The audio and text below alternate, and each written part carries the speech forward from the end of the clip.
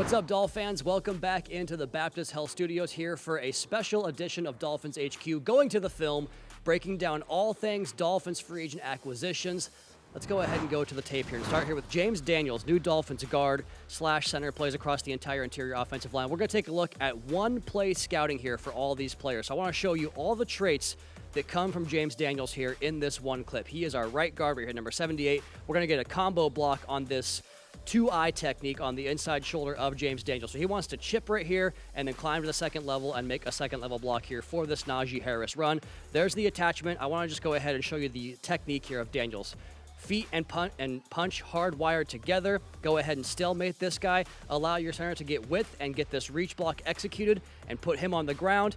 Detach yourself from that block, climb to the second level, and go get yourself a pancake. This thing is just a great example of all the traits that James Daniels brings to your Miami Dolphins. Elite athletic ability, super smooth footwork, a technician who knows how to hit combination blocks in a scheme where we do a lot of combination blocks down here in Miami, but the feet never click together. We got good width, feet below our hips below our pads, climb to that second level, and go bury a defensive back for a big pancake block and an explosive run here for the Steelers offense. Go ahead and run this full play one more time because I am just so pumped about what this looks like on tape. Good technique, good fundamentals, climb up, boom, and finish with some physicality. The Dolphins, every team really, can always use that physicality across the offensive line. Let's go ahead and jump ahead to Nick Westbrook-Ikhine here. New Dolphins wide receiver, going to play in the slot. This guy plays in the slot. He'll play attached to the line of scrimmage. He'll play out wide as an X or a Z. He does everything. And a lot of his tape is going to be blocking that you're going to see, but this guy's a really dang good route runner too. I'm going to go ahead and show you how he attacks this two-high coverage here of the Houston Texans. We're going to see zone all the way across the board because what's this defender do? He's going to check him and release him to the second level. And this two-high safety look right here, this defender is responsible for the deep half of the field. He's responsible for that deep half of the field, but Westbrook-Ikhine knows that and wants to get to that part of the field. So how do we sell that? Little hard pivot step inside. Watch the way this defensive back drives on that route, and we have access to the vertical route for a long touchdown catch here against the Houston Texans. So this guy can insert as a blocker in the C gap. He can be a wrap motion guy. He can really drive guys off the football, but he can also run routes like that. And that's why I'm so excited about this signing, because the way he can influence defenses in the red zone, in short yardage, be a guy that can attack one-on-one coverage. I mean, how often have we seen the Dolphins run this exact type of concept where you want to run an in-breaker against this two-high look? We actually saw the Dolphins run this against the Houston Texans this year, and they picked off a couple of passes doing this. So fake the little head nod inside, and that little detail of the route.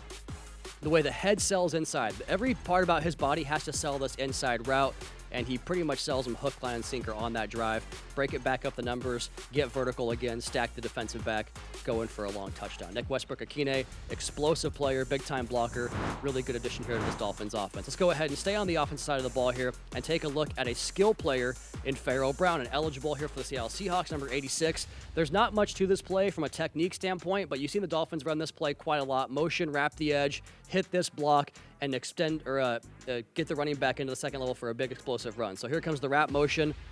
Bang. Good night. I mean, look at the way he opens that gap for Kenneth Walker right there, and then the way he celebrates the finish. I love seeing players excited about their big-time plays there. Pharaoh Brown, you heard him on the Drive Time podcast say he doesn't care if he catches 0 passes this year. He wants to be the best blocking tight end in the league, and watching his Patriots and Seahawks tape the last couple of years, that is all on the tape. So big explosive block there from Pharaoh Brown in the Seahawks game. Let's go ahead and jump ahead to Ifeatu Melifonwu, and a clip here from the end zone angle. Our Phil safety right here, our rat in the hole, going to go ahead and try to close down this DeAndre Swift run, and the Bears are going to try to do something here that we see the Titans do with Nick Westbrook-Ikhine, which the Dolphins can now do with him as well, and have him insert in this gap right here, the C gap, and try to block that safety for a DeAndre Swift run, but Melifonwu is not having any of that. The way he attacks that with physicality, gets off the block and makes the tackle. This is all of Melifonwu's game here. Pure physicality, pure effort, pure speed, all electricity. He is an explosive player, an explosive hitter. Watch him reading this key. He sees the play fake or possible handoff. Going to go ahead and get steps to the line of scrimmage, flow downhill, initiate the contact on this block, and blow him up. I mean, that is not where you want to be as a blocker, on one foot, trying to keep your balance, shed the block, make the tackle. Melifonwu has all kinds of plays. It was tough to show you guys exactly what we're looking for here in terms of what he brings, because there's so much he can do from an anticipation standpoint and coverage in the run game. But I just wanted to show you this because I think it shows you his physicality and also the anticipation he plays with. He read that all the way, defeats the block, makes the tackle. Got to have run supporting safeties in this league if you want to play too high, as much as teams do, and that's what pretty much every team does. Let's go ahead and check out Willie Gay here on a clip against the Buffalo Bills from 2023 and watch a rep where he has a spy on quarterback Josh Allen. We're going to see Josh try to extend this play, as we've seen him do a million times in his career, one of the best quarterbacks to ever do it. And watch the way this outlet right here for Allen gets cut off by this defender, Willie Gay. Cuts him off, decides to kind of pull up and shoot a jump shot, if you will. And when he throws the jump shot, it gets undercut and picked off. So when you have athletic ability to hem a quarterback like this in, like a Josh Allen, like a Lamar Jackson, one of these more athletic quarterbacks, and force him to play from inside the pocket, it just kind of creates more opportunities like this. When you have a defense well connected, like this defensive back undercutting this crossing route, you can get big splash plays and turnover plays that can swing the influence of these games. So just go ahead and keep your eye right here on number 50. He has eyes on 17 the entire snap, the entire play right here. We're key in number 17. Get your eyes on the quarterback. Once he extends and tries to break the pocket, you go with him. Cut him off. If Josh gets around this, we've seen him rumble for 40, 50 yards in these plays. Cut him off. Say, no, sir. Pull up. Throw the pass. Picked off. Big time play there for Willie Gay. And that wraps up this edition of Dolphins Free Agent Film Review. One snap scouting. A lot of fun taking a look at these guys on tape. They all fill out certain roles, certain sub packages, some big time starters in there as well. So the Dolphins got a lot better this offseason and go into the draft with the ability to take the best player available at pick 13 and beyond. I'm excited to watch these guys play on Sundays.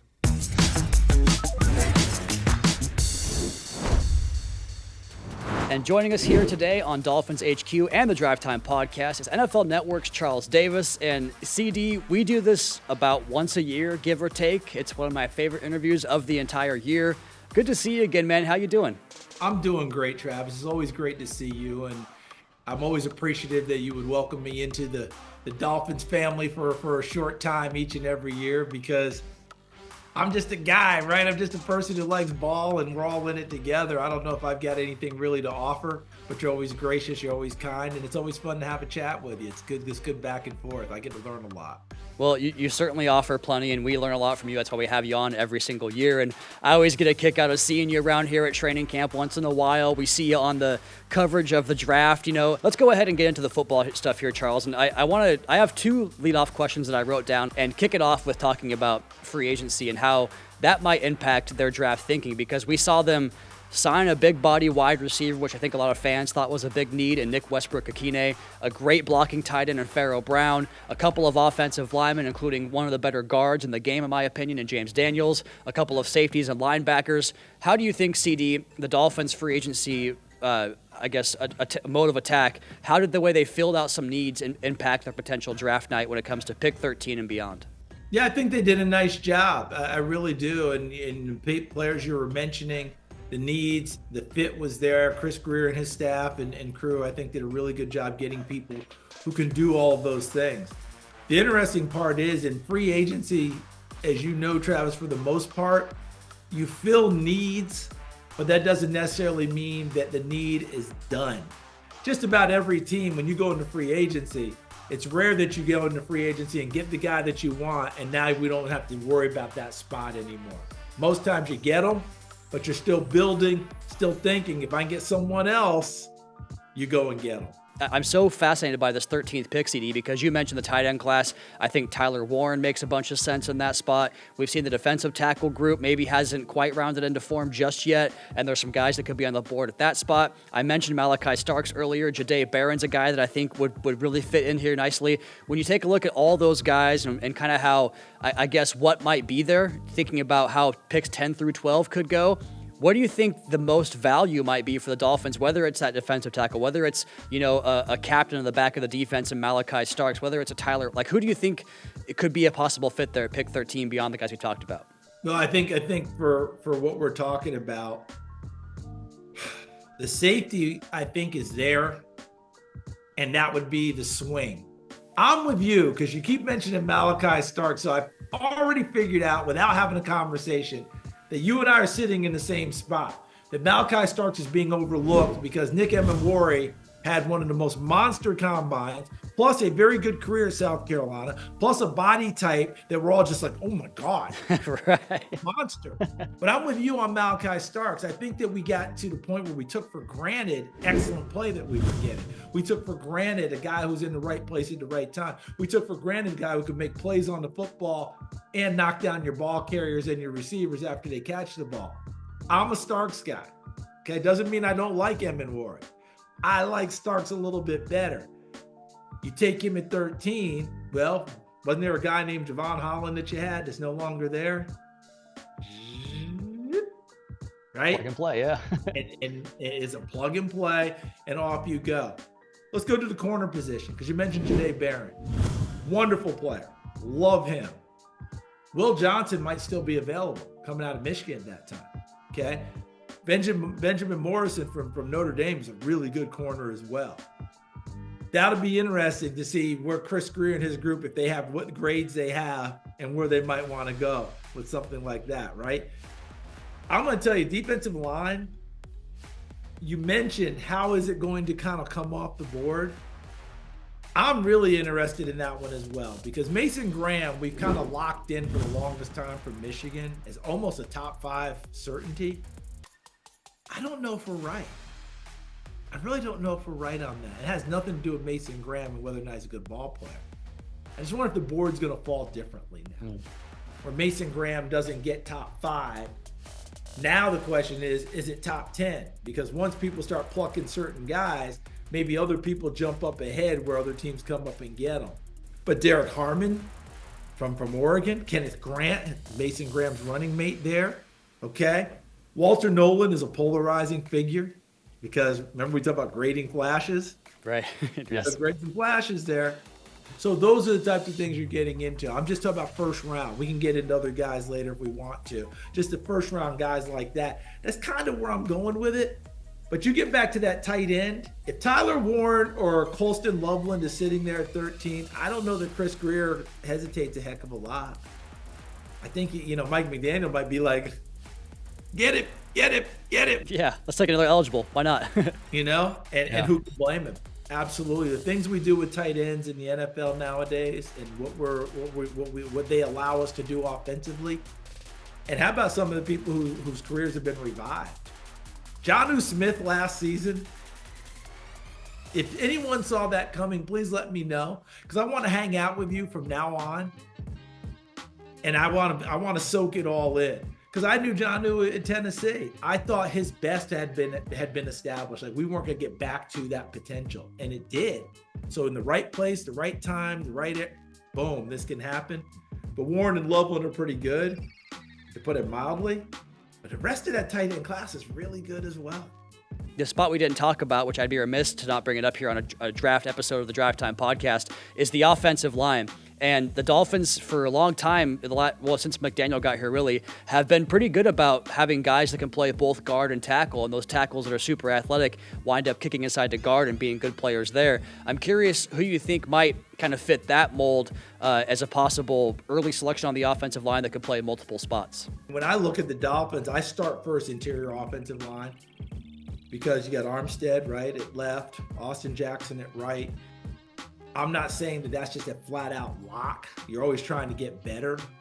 But I feel like the interior is more of a concern. Daniel's coming off of injury, brand new team, right? Aaron Brewer, always going to – no matter what you say about Aaron Brewer, whether you and I talk about him or someone writes about him, Travis, tell me if I'm wrong. It's going to say the undersized Aaron Brewer. Yeah. He's just got to live with it, right? But he's a battler. He's worked his way in this league. He's been a starter in this league. He's dependable. He's going to be there. And then Liam Eichenberg at left guard. So if I'm thinking interior, and again, I don't know if 13's the spot, but Tyler Booker from Alabama, I realized people kind of lost their mind a little because his combine numbers weren't quite what they were looking for, especially on the 40, the 10, things of that nature. I think Donovan Jackson from Ohio State, who was a guard and had to kick out to left tackle, right, to backfill Josh Simmons. I think he's a good player. I really think that Tate Ratledge from Georgia did that nice little front somersault to finish up the combine. Remember, everybody's doing backflips and all, and offensive linemen are like, okay, we'll do a somersault. Yeah. I thought that was really cool. I think the interior, Seth McLaughlin coming out of Ohio State, formerly of Alabama. How's the injury coming along? Is he the type of guy that I can plug into the middle and be my pivot? I really think Jared Wilson from Georgia. I think he's a good player. And whatever Georgia's doing with the centers, they're doing a really nice job because they keep sending us centers that can play. You and I can go on and on and on, and I don't want to bore everyone that's out there. All I'm saying is there are a ton of options. That's why I'm wondering, unless you're going to have one of those incredible tackles fall, I don't know if Chris Greer's going at 13 with the guard. And to me, it's the interior offensive line, but that's just me. You may be like, well, you know what you're talking about, Dave, so I'm going to do something else. And rightly so, you're way ahead of me. But that's how I look at it if I'm thinking about interior offensive line. You can hear him on the call of games this season for CBS. You can also find Charles Davis anchoring NFL Network's draft coverage all week long up in Green Bay, April 24th through the 26th. CD, you're the best man, right in under the time here. We appreciate your time today, and we'll talk to you soon, my friend. Always great talking with you, and thanks again for the time, and looking forward to another great NFL season after we get through the draft in Green Bay. And how cool is that? We're an iconic Green Bay for the draft. Titletown, USA. Come to Green Bay, Travis, and we'll go and make a pilgrimage to Vince Lombardi's house, okay? You and me, man. You can just tell this guy loves football, right? You can't hide it, CD. I love it, man. We appreciate your time today, man. Thank you so much. Thank you. You take care.